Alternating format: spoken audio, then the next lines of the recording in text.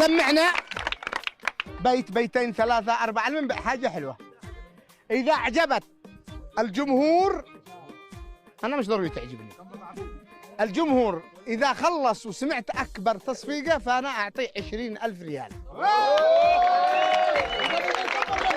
يلا قال ذا فصل على الطاير تري موجود ما خط القلم. ما دام ابن رزاق دعاني ما خط المعالم والقلم. يا خير يلسى في الملعب بهالجمهور وجهه ابتسم. وجود خالد الجبري يزيد النور بعد الابتسام.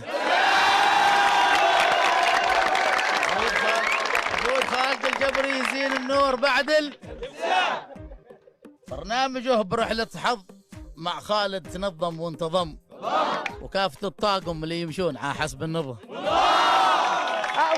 وهذا المخرج حقي، المخرج عماد الحوصلي. عماد والحوصلي منساه اسمه عماد من اهل القيم. لا كنت دخل عماد مع خالد الناس قاموا له.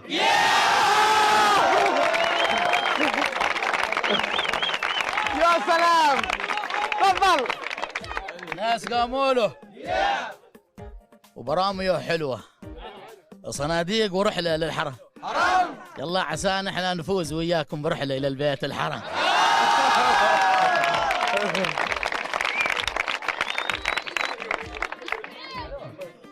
فهمتك.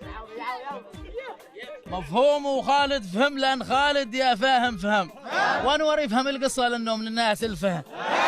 اللي حصل من الهايسي والقصد والمقصود تم. وجود خالد مع الطاقم باتقع فقعه. تمام يا سلام.